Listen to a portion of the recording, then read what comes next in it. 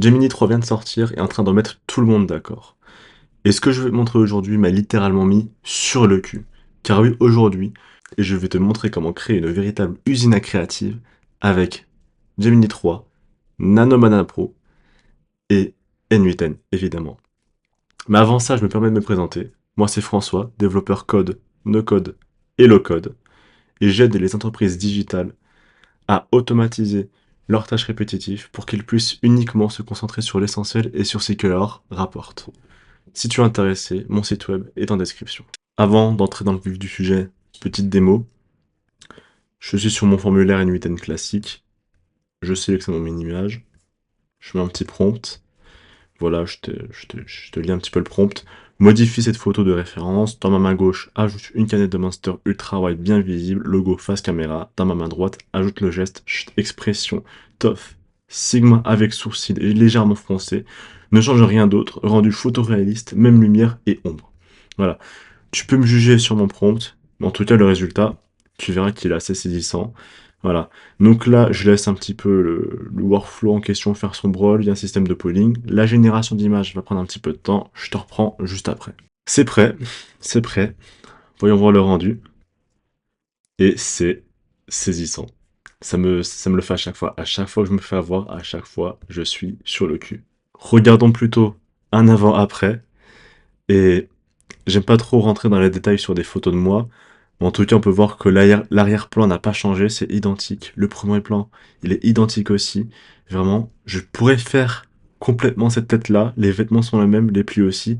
C'est saisissant. Vraiment, ça me fume à chaque fois que je fais une génération d'images comme ça. Assez parlé, je vais te présenter les workflows. Le premier workflow que je vais te montrer, il est très simple. Il s'agit d'une génération basique en appelant directement l'API de Google pour pouvoir générer notre image.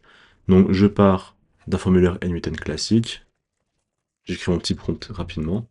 Voilà, donc Nissan Skyline GTR 34 Midnight Purple sur la place de l'Étoile, photo hyper réaliste 16 neuvième. J'envoie ce formulaire. Et ensuite là je laisse Gemini travailler. Ce workflow est très sensible à la casse, c'est pas optimal. Pourquoi? Parce que malheureusement l'API de Google ne permet pas de faire de requêtes asynchrones. Ce qui veut dire que N8N va systématiquement tenir la connexion avec Gemini jusqu'à recevoir l'image. Mais si le temps de réponse de l'image est beaucoup trop long, N8N va lâcher la connexion, retourner une erreur, et on n'aura pas l'image. Alors l'image côté Google, elle sera faite, mais on ne pourra pas la recevoir du fait qu'on a lâché la connexion, simplement. Donc je te montre un petit peu au cas où le HTTP request, c'est une requête post avec l'API de Google, j'utilise ma clé API et ensuite j'ajoute une structure JSON justement pour mettre mon prompt. Attention à ne pas laisser ces clés API en clair comme je le fais. Ici, c'est pour des fins de test, je vais directement, juste après, supprimer cette clé API. Ensuite, je reçois des métadonnées en binaire, comme celle-ci, et j'utilise le nœud convert to file pour convertir mon binaire en un fichier. Et voilà que j'ai mon image qui est magnifique. Donc ce workflow très simple, c'est comme si tu utilisais directement l'interface Google pour générer ton image, mais très sensible à la casse. Le deuxième workflow va nous permettre de faire des requêtes asynchrones. Et pour ce faire, on ne va pas directement utiliser l'API de Google, mais on va plutôt utiliser Kie.ai. Kie.ai, qu'est-ce que c'est? C'est une couche. Kie.ai, en fait, c'est une couche qui va agir par-dessus plusieurs API d'IA générative et qui va justement nous permettre de faire des requêtes asynchrones. Donc, c'est très simple. Tu crées ton compte, tu crées ici ta clé API, c'est très direct. Tu passes à la caisse pour acheter des crédits et ensuite tu pourras générer autant d'images et de vidéos que tu le souhaites sous réserve de crédit, évidemment. Donc là, comment ça se passe?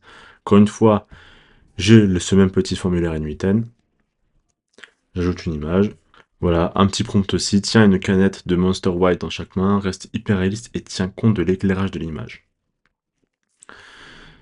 Et ici, qu'est-ce que ça fait? D'un côté, je vais récupérer l'image du form submission que je vais upload ensuite à Kie parce que Kie.ai pour traiter des images en plus des prompts va seulement accepter des URL d'images. Pour upload une image sur Kie.ai, très simple, tu vas dans la documentation, file upload, tu récupères la requête curl, tu copies, tu vas sur n8n, tu te fais ton petit nœud HTTP request, import curl, tu colles, importe. Et voilà, tu as ton squelette et tu n'as plus qu'à remplacer tes identifiants et ta clé API pour pouvoir faire fonctionner ce nœud HTTP request. Ça, c'était à titre d'exemple. Ensuite, ce que je fais, c'est que je récupère seulement l'URL de l'image. Donc ça, c'est juste pour une question de simplicité et d'organisation. Je vais seulement extraire les métadonnées qui m'intéressent. Et là, entrons dans le vif du sujet, je vais appeler l'API de Kie pour créer une image de façon asynchrone. Encore une fois, même chose, la documentation est très bien faite. Donc tu vas sur Kie.ai, tu vas dans Model Market, tu vas sur Nano Banana Pro, tu cliques sur Run with API. Là, dans un premier temps, tu vas chercher ton endpoint post, tu vas aller chercher la requête curl, tu la copies, tu vas sur n8n, ton HTTP request, tu la colles, tu as le squelette, tu remplis tes identifiants, tu remplaces tes identifiants avec tes clés API. Encore une fois, ne jamais laisser ces clés API en clair. Là, je l'ai fait. Cette clé API là, je vais directement la supprimer juste après avoir tourné cette vidéo. Tu prends ta clé API et ensuite, dans le body du JSON, ce que tu vas faire, c'est que tu vas aller dans la section prompt, mettre le prompt de ta variable en provenance du formulaire. Idem ici, tu vas ajouter ce petit encart, ce petit tableau image input et tu vas ajouter l'URL de l'image que tu as upload à partir du nœud upload image to Kie. Et ici, évidemment, le prompt, c'est à partir du nœud form submission, ici, le prompt. Là, maintenant, la partie qui nous intéresse, c'est-à-dire la gestion asynchrone de la génération d'images. Donc, comme je l'ai dit, cette génération d'images-là est faite de manière asynchrone. C'est-à-dire qu'une tâche va se créer, on va recevoir un message avec un task ID. Ce task ID-là va nous permettre de pouvoir demander ensuite à Kie.ai où en est l'état de génération de notre image. Et ça, encore une fois, ça se voit sur la documentation. Si on va sur Kie API, on va dans Query Task Get, on peut voir que les réponses, de cette API-là, ça peut être Success, Fail, Generating, Queuing, Waiting. C'est assez auto-documenté. Je ne vais pas rentrer dans les détails là-dessus. Et pareil pour la requête get qui sert ici. Donc j'ai la requête curl ici que je copie et que je mets ensuite ici dans un nœud HTTP request pour avoir le squelette. Et qu'est-ce que ça fait ici? Bah, ça met cette URL là en nœud get évidemment. Et tout ce qu'on a à faire nous, c'est à récupérer le paramètre task ID, remplacer ce qu'il y a de hardcodé pour juste envoyer notre task ID en provenance du nœud generate image async qu'on a exécuté précédemment. Et ce que va faire ce nœud-là, c'est qu'en fait, on va aller récupérer l'état de génération de l'image avec la variable state ici. On va aller demander avec ce nœud if où en est l'état de génération de l'image. En l'occurrence, est-ce que l'état de l'image n'est pas en état de generating, c'est-à-dire est-ce qu'elle est finie? Dans le cas où elle n'est pas finie, hop, on reboucle sur un await, on attend 3 secondes, on redemande à l'API où en est l'état de l'image. Si elle est finie, on continue. Si elle n'est pas finie, on reboucle, et ainsi de suite. Ça porte un nom. Dans le jargon technique, ça s'appelle un polling. Ça veut dire qu'on va systématiquement demander où en es-tu, où en es-tu, où en es-tu, où en es-tu. Ah, t'as fini, ok, je récupère les données. Et c'est ce que je fais. C'est qu'ensuite, une fois que c'est fini, on a des métadonnées, et notamment ce qui nous intéresse ici, result JSON. On va les récupérer et parser depuis un nœud code. Donc ça, ce nœud, qu'est-ce qu'il fait? Il est très simple. Il va récupérer justement cette variable result.json. Comme on peut le voir ici, c'est un texte, mais qui en réalité est un format JSON. On va le parser et ensuite on va le retourner. Pour ensuite télécharger le fichier à partir de l'URL que nous avons reçu du parsing du résultat de la génération d'images avec Kie. Et ça donne quoi? Bah, ça donne une image où je tiens bien 2 canettes de Monster dans mes mains avec ma photo de profil. Et enfin, last but not least, le dernier workflow qui lui va ajouter cette touche usine créative avec Gemini 3, Nano Banana Pro et n8n. Alors comment ça marche? J'ai créé une table Airtable avec Nano Banana. Ça c'est un petit peu mon idée d'usine, c'est-à-dire que j'ai un produit, j'ai une image que j'aimerais utiliser et j'ai une idée de la façon dont j'aimerais faire cette créa. Simplement. Ensuite, basé là-dessus, qu'est-ce que je fais? Je récupère le record. Bon, on va en même temps exécuter le workflow parce qu'il va être un petit peu long. Je prends mon Airtable pour récupérer tous mes records. Sur ces records-là, je vais les faire passer dans un Basic LLM Chain. Qu'est-ce que je fais avec ce Basic LLM Chain? Bah, je te le montre directement avec ce prompt. Tu es un expert en direction artistique et prompt engineering pour des modèles d'images type Nano de Banana / Gemini 3 Pro Images. Pour information, sur le prompt, je l'ai fait avec ChatGPT. Bon. Ton job, à partir d'un produit, d'une image et d'idées créatives, tu génères un seul prompt ultra détaillé, optimisé pour la génération d'images. Contexte produit, nom du produit avec justement les variables récupérées depuis le nœud Airtable, idées créatives avec les variables récupérées depuis Airtable, encore une fois. Contrainte, l'image finale doit être adaptée à une créa marketing, style cohérent avec les idées fournies, décrire clairement le cadrage, l'ambiance, la lumière, le style visuel du décor, la posture, etc. Et bon, ça, négatif prompt, ça c'était un concept, mais on s'en fout pour l'instant, on va retirer ça. Donc ça va permettre quoi? Ça va permettre pour chaque donnée, pour chaque métadonnée qu'on a depuis Airtable, générer un prompt à donner, justement, à qui? Et en l'occurrence, à NanoBanana. Ce Basic LM Chain, il est alimenté par un nœud OpenRouter qui, lui, va utiliser Gemini 3 Pro avec une température à 0,7, à top P à 0,9 pour justement stimuler cet aspect créatif de l'image. En fait, on veut pas vraiment du concret, on veut surtout du créatif ici. Et ces paramètres-là, de ceux que j'ai testés, sont les meilleurs pour l'instant. Et à cela, ce qu'on va ajouter aussi, c'est on va demander un output spécifique pour avoir justement quelque chose de facilement traitable avec le prompt et le ratio d'image.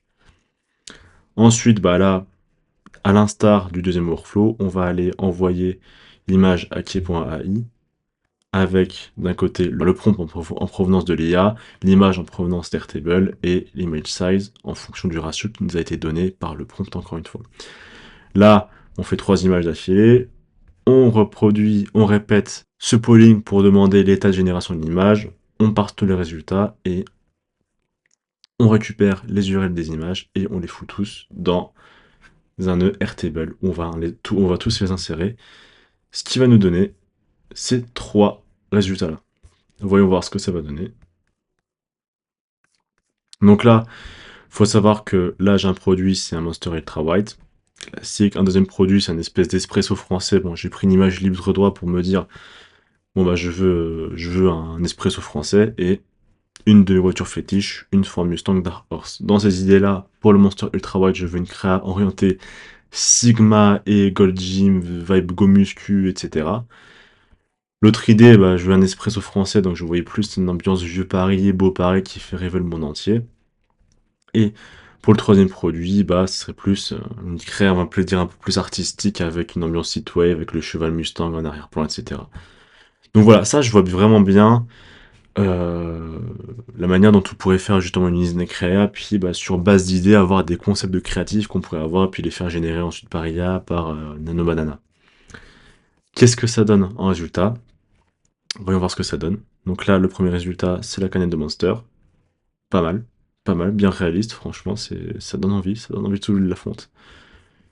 La deuxième image avec le café du Beau Paris. Ah, pas mal du tout.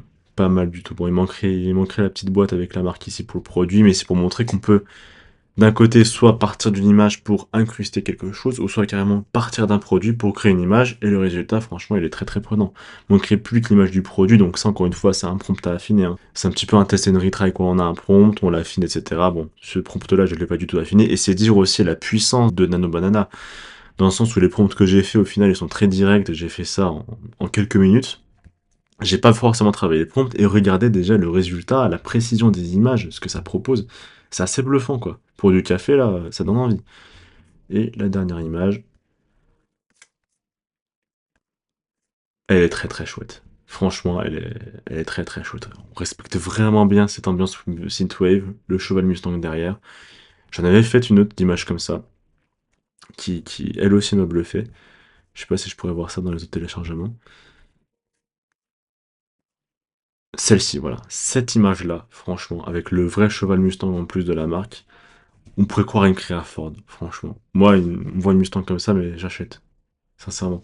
Donc c'était un petit peu mon approche de faire une créa, on va dire, une usine à créa comme ça, donc plusieurs produits avec plusieurs idées comme ça, avec deux, trois mots-clés, on génère un prompt, et puis roule quoi. Et bah, et puis avec cet esprit-là, bah, on pourrait aller vraiment à plusieurs dizaines, voire d'images comme ça en une journée, puis avoir plusieurs idées. Moi, je trouve ça fascinant. Vraiment. Et puis en termes de coûts, alors les crédits qui sont consommés par hormis les crédits qui sont consommés par Key.ai, sachant que j'ai bien poncé le truc et j'ai seulement mis 5 € pour l'instant dedans pour créer des images. J'ai aussi OpenRouter, j'ai vraiment mis 10 € juste de crédit pour pouvoir générer mes images. À chaque fois 3 images, ça me coûte entre 7 et 10 centimes. Donc, autant dire que c'est peanuts quoi. Donc voilà un petit peu pour ces 3 workflows. Bien voilà, c'est fini pour aujourd'hui. Donc cette vidéo était peut-être un petit peu technique.